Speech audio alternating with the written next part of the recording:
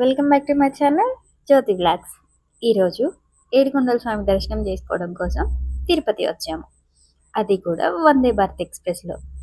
ఈ ట్రైన్ అయితే హైదరాబాద్ టు తిరుపతి. మేమైతే నల్గొండలో ఎక్కాము. నల్గొండలో సెకండ్ స్టాపు. మేము ఎక్కిన టైం అయితే 7:30 టు 2:30 వరకు మధ్యాహ్నం తిరుపతిలో దింపేసింది. ఈ ట్రైన్ అయితే ఫస్ట్ ప్లాట్ఫారం మీదే ఆగింది. ఇంకా అక్కడి నుంచి బయటికి రావడం అయితే చాలా ఈజీ. నల్గొండలో అయితే పబ్లిక్ ఎక్కువ లేరు, హడావుడి లేదు, చాలా ప్రశాంతంగా ఉంది. కానీ తిరుపతిలో మాత్రం అయ్యో బాబోయ్ ఫుల్ పబ్లిక్. రైల్వే స్టేషన్ మొత్తం హడావుడి ఉంది. ఇంకా రైల్వే స్టేషన్ నుంచి బయటకు వచ్చేసి ఆటో మాట్లాడుకున్నాం మేము అలిపిరిమెట్ల దగ్గరికి. అలిపిరిమెట్ల దగ్గరికి అయితే ఆటో ఇద్దరికి కలిపి 50 రూపాయలు తీసుకున్నారు మాకు. మేము ఆ స్వామి దగ్గరికి అలిపిరి మెట్లెక్కి దర్శనానికి వెళ్దాం అనుకున్నాము.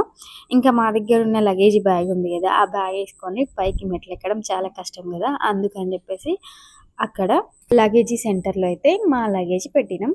లోపలికి వెళ్ళగానే ఫస్ట్ మేము తీసుకెళ్ళిన లగేజీ అయితే స్కాన్ చేశారు. స్కాన్ చేసిన తర్వాత క్యూఆర్ కోడ్ ఇచ్చారు ఒకటి. దాన్ని అయితే మా బ్యాగ్లకి ట్యాగ్ చేయమని చెప్పారు. మేము ఆ ఇచ్చిన క్యూఆర్ కోడ్ని అయితే బ్యాగ్లో కట్టేసి, ఇంకా అక్కడ ఒక అతను ఉన్నాడు, ఆ క్యూఆర్ కోడ్ని స్కాన్ చేసి ఒక స్లిప్ అయితే ఇచ్చారు మాకు.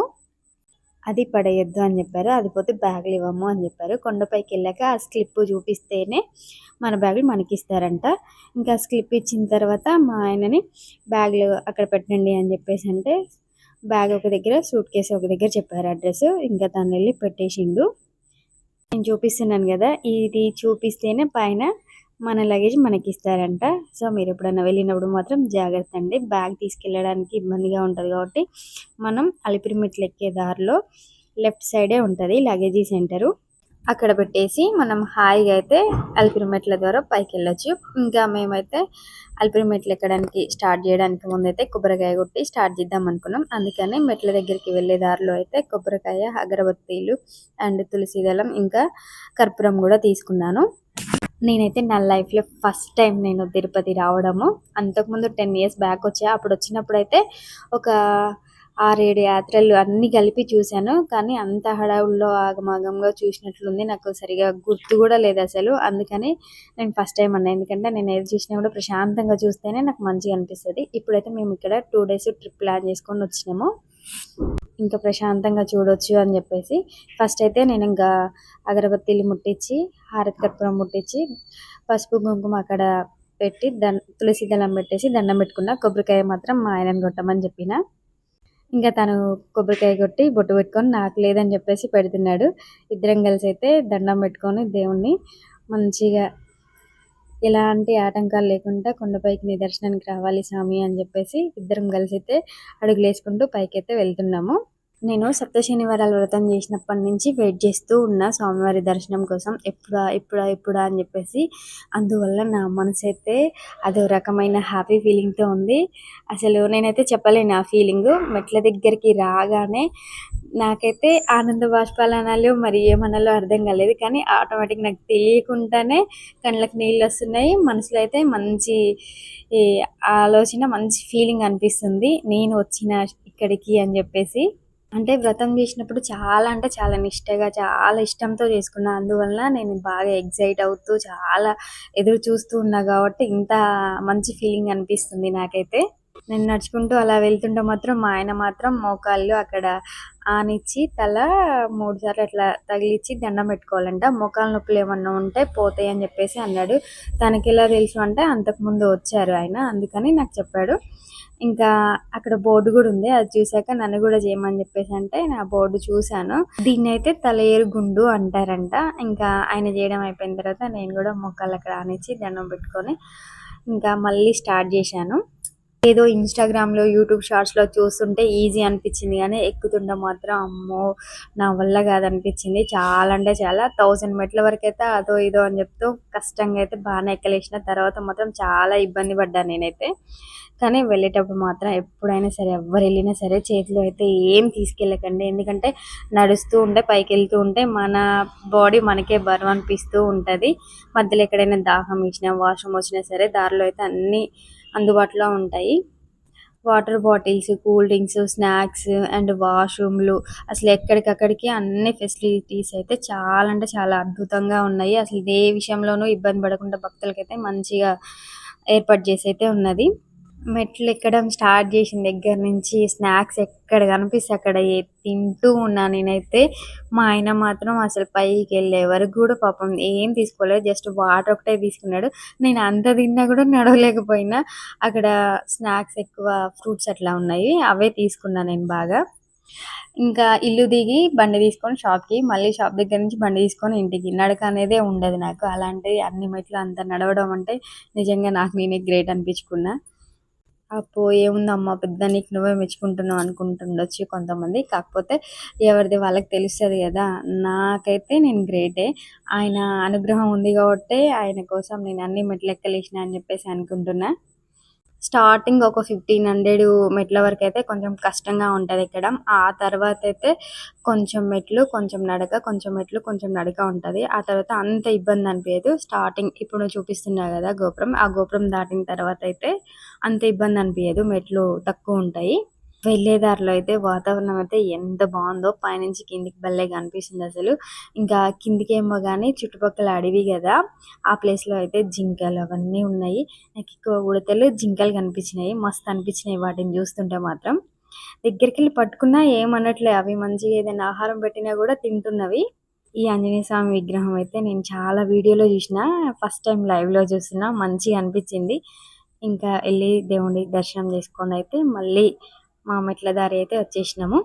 ఇంకా వెళ్తుంటే దారిలో అయితే ఈ మర్రి చెట్టు బాగా కనిపించింది. ఇది బావుందమ్మా వీడియో తియ్యి అని చెప్పేసి మా ఆయన ఆగి మరీ వీడియో తీపిచ్చిండు. నిజంగా మంచిగా అనిపించింది ఆ చెట్టు. ఆ మర్రి ఊడలు సైడ్‌కొచ్చినాయి. కింద భూమిలోకి పాతుకొని మళ్ళీ చెట్టయింది. నడుచుకుంటూ ఎలాగో అలా అయితే మోకాళ్ళ పర్వతం దగ్గరికొచ్చేసినాము. ఇప్పుడు కనిపిస్తున్న గోపురం ఉంది గదా! ఆ గోపురం తర్వాత మోకాళ్ళ పర్వతము. ఇంకా ఇక్కడి నుంచయితే కనిపించే మెట్లన్నీ మోకాళ్ళ మీద నడుచుకుంటూ వెళ్ళాలంట. కాకపోతే లోపలికెళ్ళకుండా మేము ముందే అక్కడ కూర్చొని కొద్దిగా రిలాక్స్ అయ్యి కొంచెం పర్వాలేదు అనిపించినంక ఓపికొచ్చినంక కొంచెం వాటర్ బాటిల్ తీసుకొని వాటర్ తాగి లోపలికైతే వెళ్ళాము. మేమైతే మోకాళ్ళ పర్వతం మీద మొత్తం మెట్లు మోకాళ్ళ మీద అయితే నడవలేదు. నేను ఒక 15-20 నడిచిన. మా ఆయన మాత్రం 9, 11 నడిచాడు అంతే. మోకాళ్ళ పర్వతం దగ్గర మెట్లెక్కేటప్పుడు గూడా కర్పూరం వెలిగించి మనం ఏదైనా కోరిక కోరుకొని, ఆ కోరిక సంకల్పం చేసుకుంటూ మోకాళ్ళెక్కుతూ మోకాళ్ళ మీద నడుస్తూ పైకి వెళ్ళాలంట. అలా పైకి వెళ్తున్నప్పుడు మాకైతే వరాహస్వామి అయితే దర్శనమిచ్చారు. ఇంకా నేనది చీకటయింది కాబట్టి వీడియో క్లిప్ తీయలేకపోయినాను.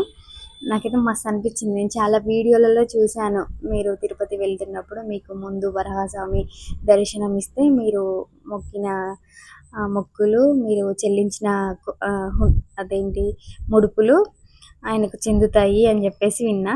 అట్లా వెళ్ళే దారిలోనే కనిపించేసరికి మంచిగా అనిపించింది. ఇంకా హ్యాపీ అనిపించింది చాలా.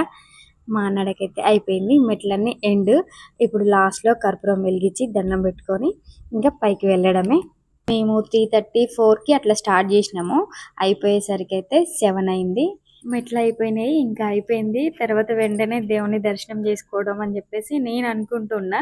కానీ కాదంట. ఇంకా ముందుకు చాలా వెళ్ళాలి అని జెప్పేసి తీసుకెళ్తున్నాడు. మళ్ళీ వెళ్తుండే దారిలో అయితే మళ్ళీ వరాహస్వామి అయితే దర్శనమిచ్చాడు. అలా కొంచెం ముందుకు నడుచుకుంటూ వెళ్ళిన తర్వాత లెఫ్ట్ సైడ్‌లో అయితే మేము కింద పైకొచ్చేటప్పుడు లాకర్‌లో మా లగేజ్ అంతా పెట్టేసాం గదా! ఆ లెఫ్ట్ సైడ్‌లో ఎళ్లి లాకర్‌లో ఉన్న లగేజ్ అంతా తీసుకొనొచ్చేసాడు. వచ్చినంక మేమైతే మాధవ నిలయంలో లాకర్ తీసుకున్నాము. మేము అనుకోకుండా సడెన్‌గా అప్పట్లప్పుడు వచ్చినాం కాబట్టి మేము రూమ్స్ అండ్ దర్శనం టికెట్ ఏం బుక్ చేసుకోలేదు.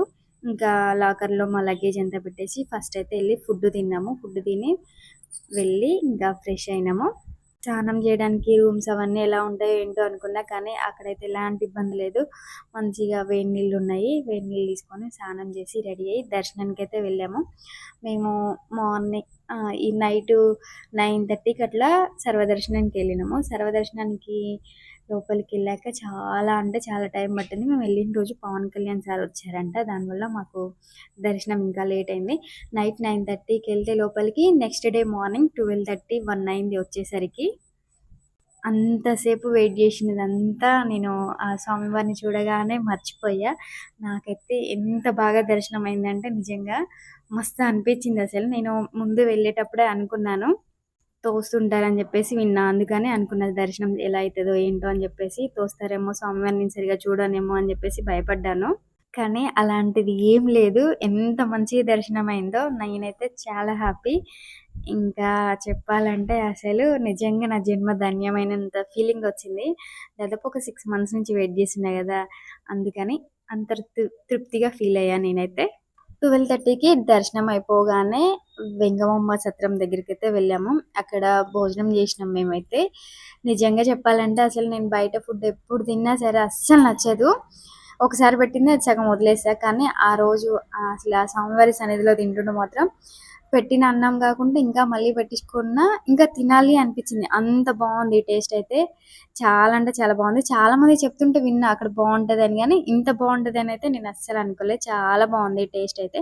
ఎప్పుడైనా నెక్స్ట్ టైం మీరు ఎప్పుడైనా వెళ్తే మాత్రం ఖచ్చితంగా వెంగమాంబ సత్రంలో అయితే భోజనం చేయడానికి అయితే ట్రై చేయండి. భోజనం చేయడం అయిపోయిన తర్వాత మళ్ళీ లాకర్ దగ్గరకొచ్చి అయితే రిలాక్స్ అయినాం. రిలాక్స్ అయ్యి ఈవినింగ్ టైంలో అట్లా ఖాళీ ఉంది గదా! కొంచెం అట్లా టైం పాస్ చేద్దామని జెప్పేసి షాపింగ్‌కైతే వెళ్ళినాం మేము. షాపింగ్‌లో నేనేమి తీసుకున్నా ఏంటి అనేదైతే ఇంకో వీడియోలో పోస్ట్ చేశాను. నెక్స్ట్ మేము మార్నింగ్ గూడా ఉన్నాము. మాకు నెక్స్ట్ డే మార్నింగ్ 3:00కి ట్రైను. 3:00 అంటే మాకు మార్నింగ్ మొత్తం టైం ఉందని జెప్పేసి తిరుపతిలో చుట్టుపక్కల చాలా ప్లేసెస్ ఉన్నాయి గదా! చూసేవి. అవన్నీ చూసొచ్చాము.